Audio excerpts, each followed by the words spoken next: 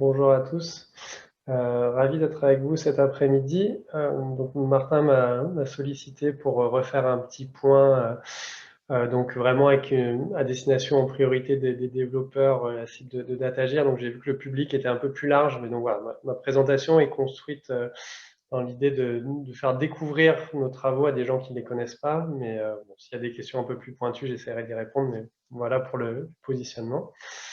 Donc merci à tous les deux. Moi, je suis ingénieur donc, dans le service agriculture, alimentation, bioéconomie de l'ADEME depuis 8 ans maintenant. Et donc, à ce titre, je coordonne la base de données, le programme Agrivalis, qui est la base de données de référence au niveau français sur les impacts environnementaux des produits alimentaires, construits selon la méthode de l'analyse de cycle de vie. Donc, je vais vous expliquer comment on a travaillé ces dernières années pour arriver où on en est aujourd'hui avec cette base qui est en accès libre. Et puis, comment aussi ça s'articule avec les discussions autour de l'affichage environnemental dont vous avez peut-être entendu parler. Alors, pour revenir à l'historique, pourquoi est-ce que l'ADEME a construit une base de données d'analyse de cycle de vie avec ses partenaires? Il y avait deux objectifs majeurs pour nous. C'était d'abord d'aider les professionnels à améliorer leurs pratiques, donc à aller vers de l'éco-conception. Donc, pour améliorer ces pratiques, faut connaître ces enjeux et il faut être capable de les objectiver. Donc, c'est un des objectifs principaux de travaux comme Agrivalis. Et puis le deuxième axe, c'était de contribuer à une meilleure information des consommateurs, à plus de transparence au niveau environnemental. Donc ça fait le lien avec les débats en cours autour de l'affichage et puis le fait d'avoir voilà, une volonté aussi que ces travaux puissent se servir au-delà des professionnels et des experts, mais au grand public également. Si on rentre un peu quelques éléments clés aussi, pourquoi est-ce qu'on a décidé de construire une base comme ça sur le secteur agricole et pas forcément sur d'autres secteurs? Donc déjà, je ne sais pas si vous avez tous en tête, mais c'est que l'agriculture et l'alimentation, c'est vraiment un des secteurs clés au niveau de la transition écologique. C'est environ entre 25 et 30% des impacts sur le climat d'un foyer français. C'est le secteur qui a le plus d'impact sur la biodiversité. C'est également, il y a plus de 50% de la consommation d'eau en France qui est liée à l'irrigation pour l'agriculture. Donc c'est vraiment un secteur qui est incontournable en termes de mobilisation de ressources et d'impact sur les écosystèmes. On avait besoin aussi d'une vision qui soit plus partagée, harmonisée et vraiment basée sur des connaissances scientifiques parce que la perception de l'environnement est pas forcément pas forcément commune. Il y a des gens qui se concentrent beaucoup sur le local, d'autres sur les emballages, d'autres sur le bio. Et donc, on avait besoin d'outils pour essayer d'objectiver un peu tout ça.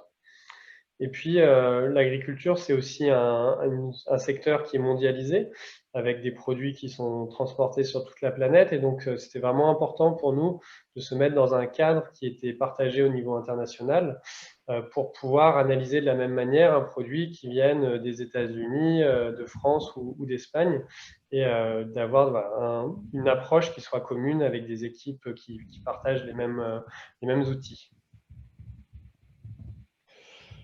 Donc la base de données et le programme Agrivalise, c'est commence à être une histoire ancienne. C'était le point de départ, c'est en 2009. On est parti du constat qu'il y avait vraiment besoin d'un outil pour évaluer les systèmes de production agricole au niveau environnemental et de construire des références partagées au niveau français. Donc il y a eu un travail qui a été mené jusqu'en 2013 qui a mené à la première publication de la base de données, qui était au départ du coup centrée vraiment sur l'agriculture. Donc on s'arrêtait à l'évaluation du blé dans le champ. Après, il y a des différentes mises à jour qui ont été menées, mais toujours en restant sur le périmètre agricole. Donc, on a augmenté le nombre de produits. Au départ, on a travaillé uniquement sur des produits moyens, sur le blé français moyen. Donc, après, on est allé chercher un blé français qui était avec une fertilisation optimisée ou donc des pratiques agricoles qui étaient plus intéressantes au niveau environnemental pour pouvoir quantifier les gains associés, donc rentrer dans les démarches d'éco-conception. On a travaillé aussi en parallèle sur la transformation agroalimentaire. Il y a des choses qui sont faites au niveau européen. Et donc tout ça nous a amené en 2020 à cette version donc 3.0. Donc là, on est même à 3.0.1, donc parce qu'il y a des petits ajustements, mais globalement, c'est C'est la version 3 qui est donc une version où on a fait un saut qualitatif important parce qu'on est passé de l'évaluation du blé à l'évaluation de l'aliment, donc de la baguette de pain. Et ça sur 2500 produits. On a du coup vraiment élargi le périmètre, ce qui nous a amené aussi à repenser notre communication et puis à élargir notre gouvernance. C'est des travaux, c'est vraiment important pour nous que tout le monde ait bien ça en tête. C'est vraiment des travaux collectifs. Donc, donc il y a eu un pilotage mené par l'ADEME et l'INRAE depuis le départ du programme, mais et ça a mobilisé plus d'une centaine d'experts des différentes filières. On a beaucoup travaillé avec les instituts techniques, on a travaillé avec des bureaux d'études, on a travaillé avec des universités, des écoles d'agronomie.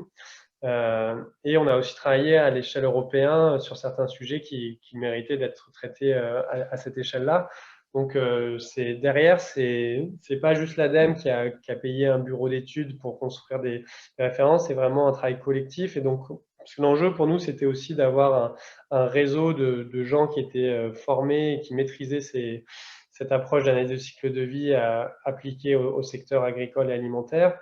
Et donc, il y a vraiment des gens sur chaque filière qui maîtrisent très très bien le sujet aujourd'hui en France et qui ont contribué à fournir les données.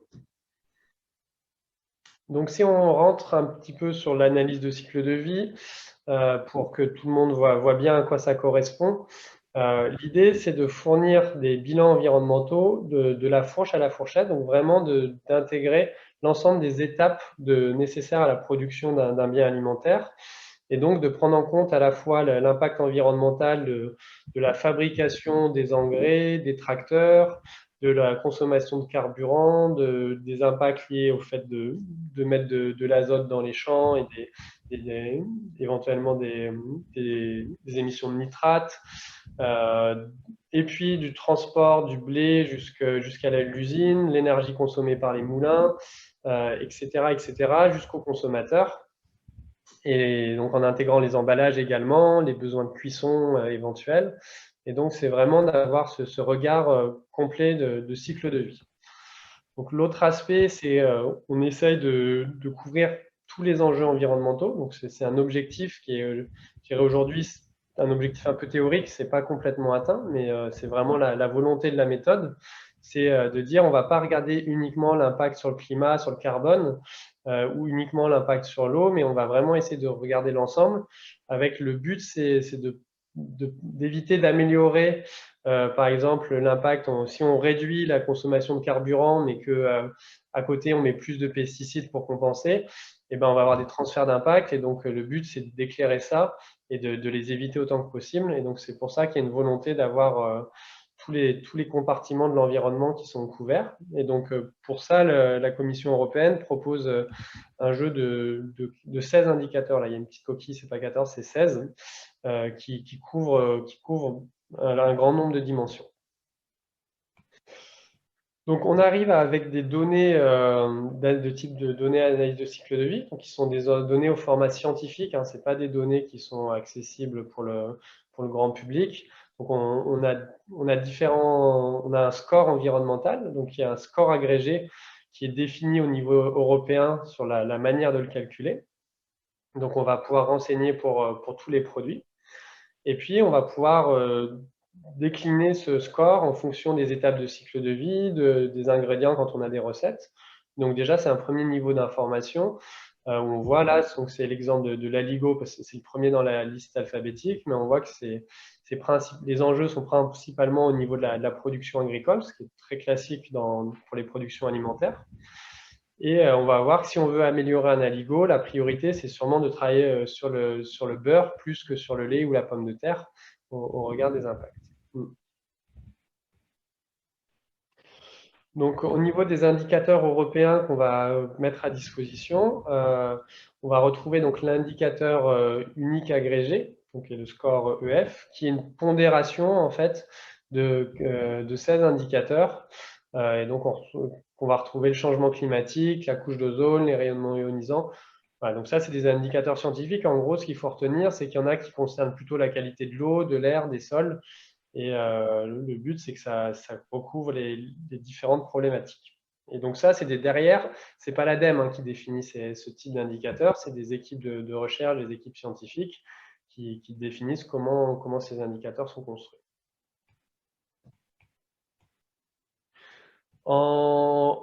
Ce qu'on peut ressortir comme grande tendance au niveau de la base de données, déjà, c'est la contribution. Et donc, je vous le disais dans l'exemple, mais on voit que vraiment, c'est maintenant bien établi au niveau des bilans environnementaux des produits alimentaires. C'est que le premier enjeu, c'est quand même la production agricole.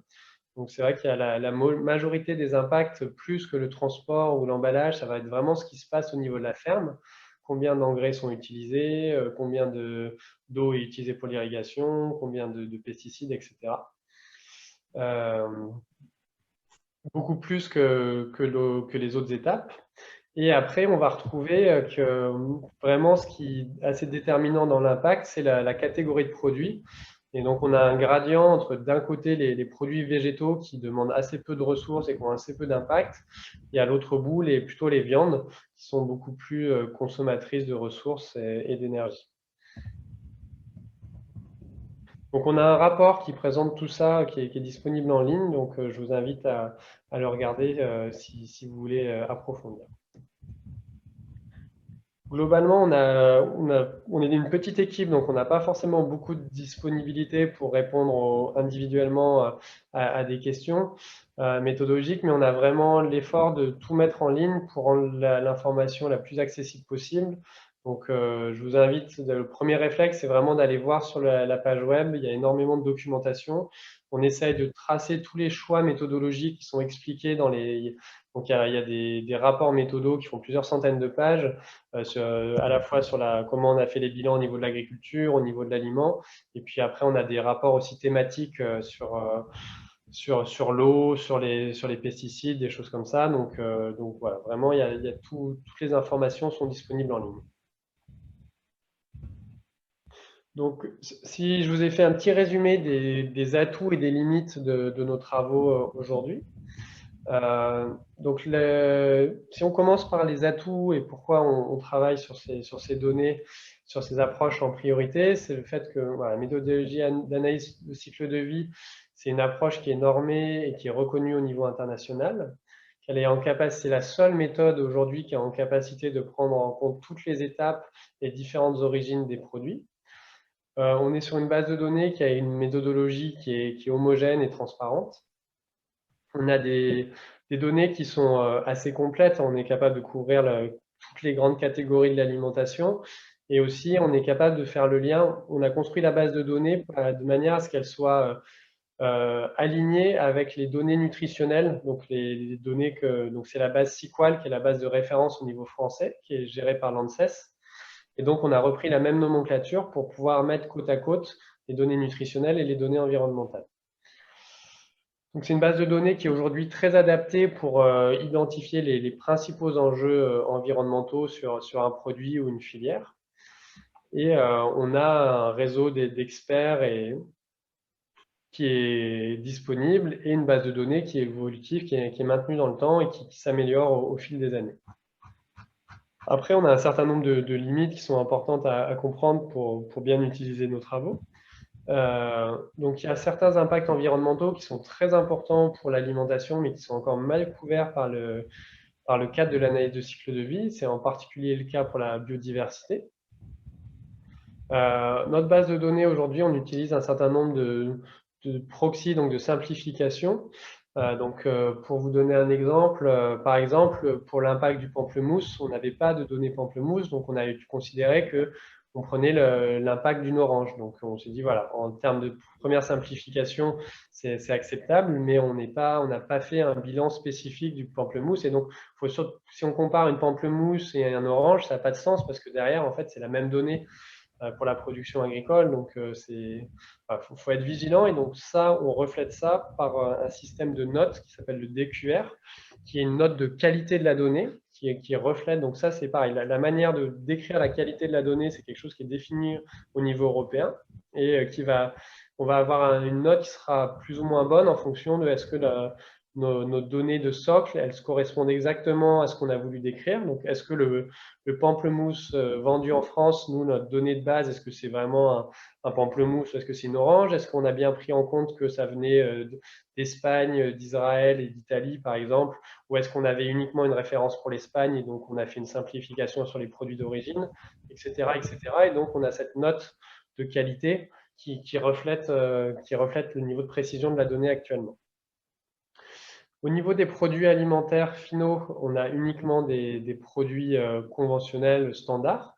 Donc aujourd'hui, on a une baguette de pain classique sur le marché français, mais on n'a pas une baguette bio, une baguette label rouge, etc.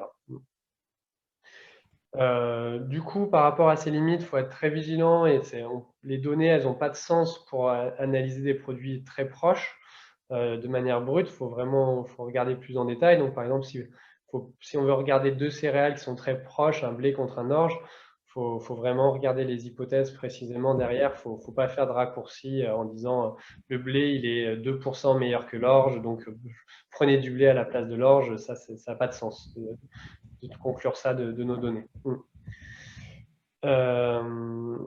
Et puis enfin, donc on est sur des indicateurs qui restent de formation à format scientifique et qui ne sont pas compréhensibles et utilisables directement par des non-experts. Donc si on veut s'en servir pour faire de la communication vers le consommateur, le grand public, il y a besoin de les retransformer. Et donc c'est tout le sujet notamment des travaux sur l'affichage environnemental actuellement.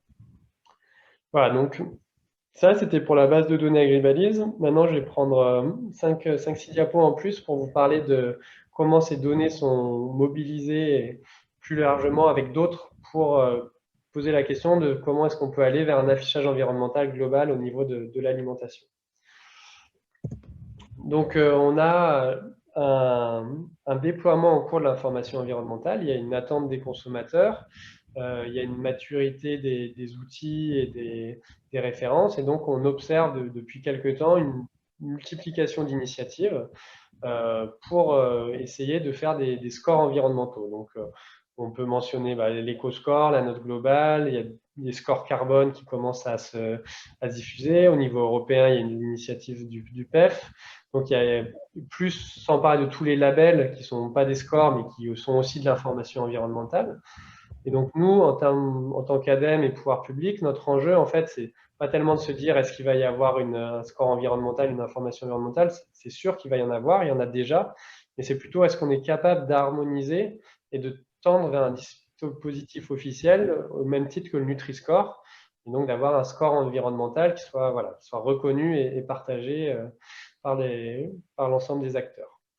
Donc on est vraiment sur une tendance de fond et qui va se maintenir dans la durée, d'une certaine manière, quelles que soient les conclusions de l'expérimentation. Donc maintenant, en partant de ce constat, notre enjeu, c'est de dire comment est-ce qu'on trouve ce chemin pour aller vers un éco-score officiel à l'image du Nutri-Score.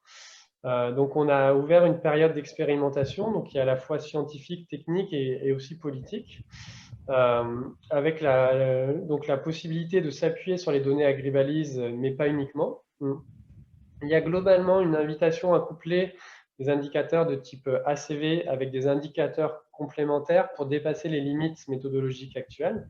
Donc notamment, je vous ai parlé du point sur la biodiversité, qui est un point clé, qui est aujourd'hui pas suffisamment bien couvert par l'ACV. Donc il y a un relatif consensus comme quoi il faut essayer d'intégrer ça malgré tout si on fait de la communication environnementale sur les secteurs alimentaires. Et il y aura un bilan qui sera fait en septembre, donc qui sera basé sur différentes expérimentations, donc je vais revenir dessus, donc portées par des porteurs privés. Il y a des travaux, il y a des groupes d'experts qui fonctionnent et qui font aussi des recommandations, qui publient des notes. Il y a un conseil scientifique indépendant qui est dirigé par l'INRAE qui apportera son regard sur toutes les contributions. Et puis, il y a un comité de pilotage qui est porté à la fois par le ministère de l'Environnement, de l'Agriculture et de l'Économie, l'ADEME et l'INRAE, et qui est, un peu le chef d'orchestre de toute cette expérimentation. Voilà, donc le protocole de l'expérimentation, c'est ce comité de pilotage, le conseil scientifique, les groupes transversaux, les comités de partenaires, donc avec 2 volets. le volet expérimental, donc, et puis le volet expertise.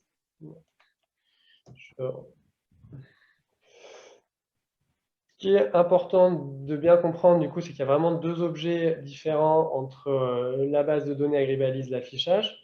Donc, pour illustrer, donc la base de données Agribalise, c'est la base ACV construite selon des standards scientifiques normés, uniquement dans la méthode d'analyse de cycle de vie. Ça, elle s'intègre à un écosystème de bases de données. Donc, il y a d'autres bases qui sont produites dans d'autres pays, donc EcoInvent, World Food Database. Donc, il y a tout un réseau de bases de données.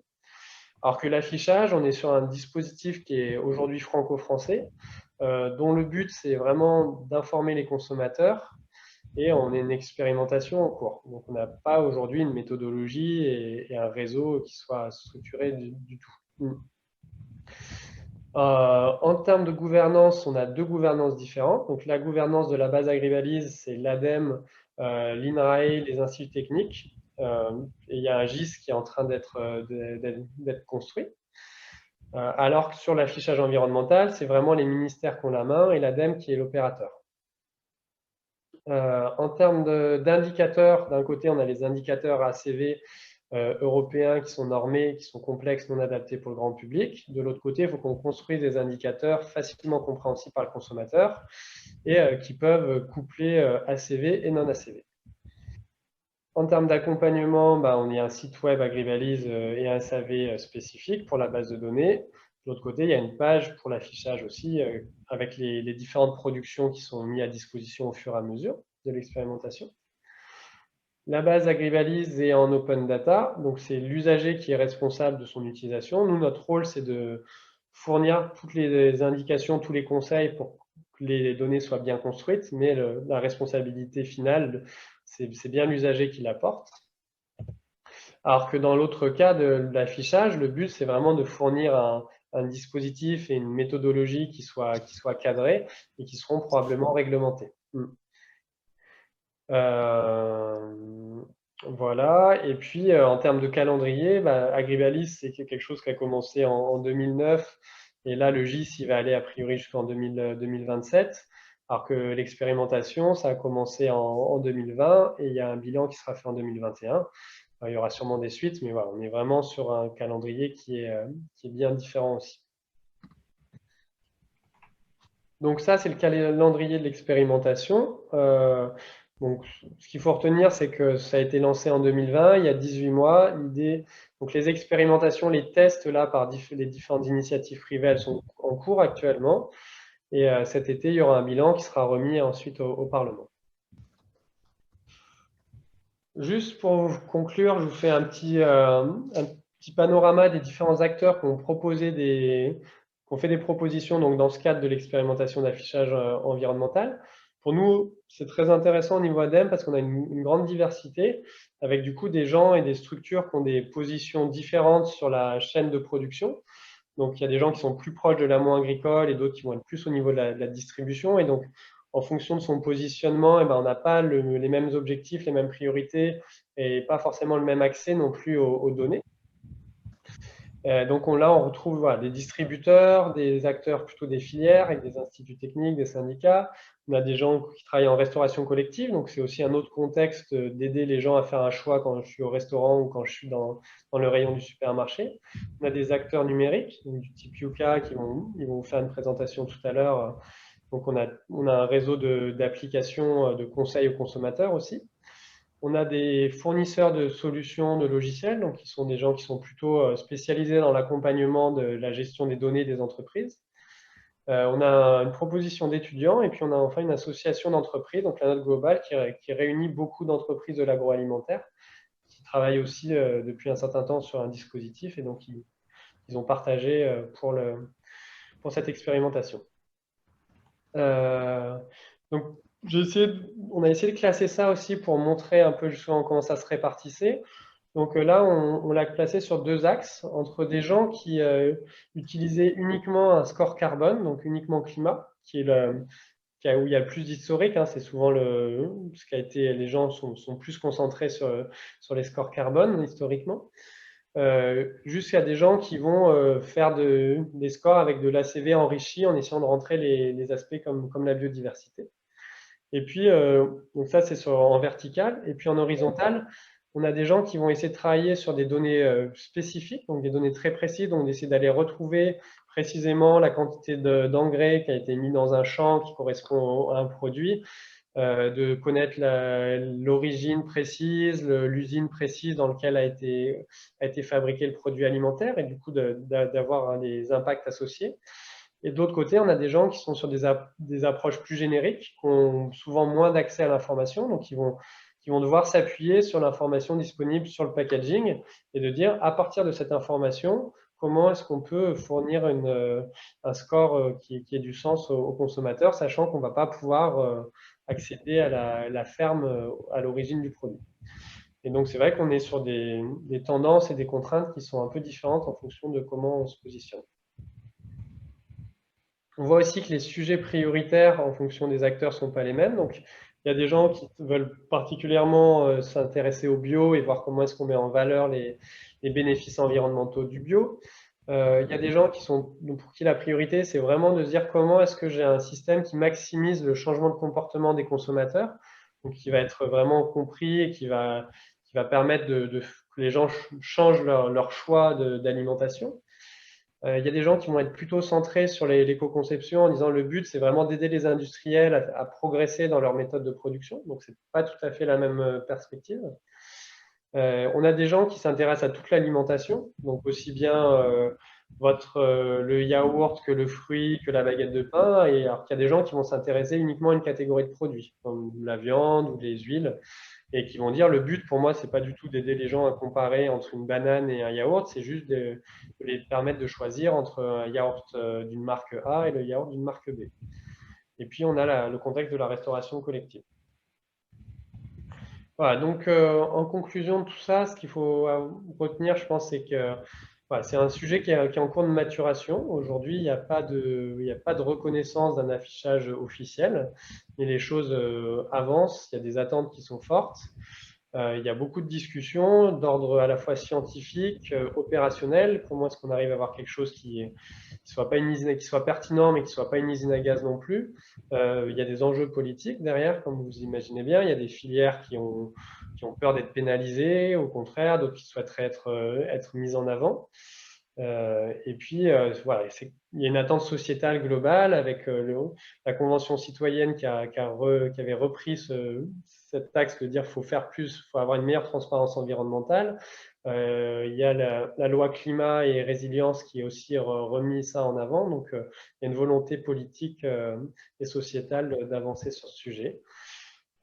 Aujourd'hui, hein, il n'y a pas de convergence sur la manière de faire un score environnemental qui conviendra à tout le monde. Ça, on n'y est pas du tout.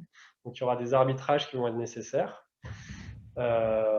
Mais c'est important qu'il y ait des acteurs, et notamment les acteurs du numérique, qui contribuent à ça, parce qu'ils ont une certaine indépendance par rapport à certaines filières, certains enjeux politiques. Ils ont su, pour certains, gagner la confiance des consommateurs et une agilité, un engagement aussi sur ces sujets qu'on ressent avec voilà, des gens qui ont vraiment aussi une volonté de faire avancer les choses.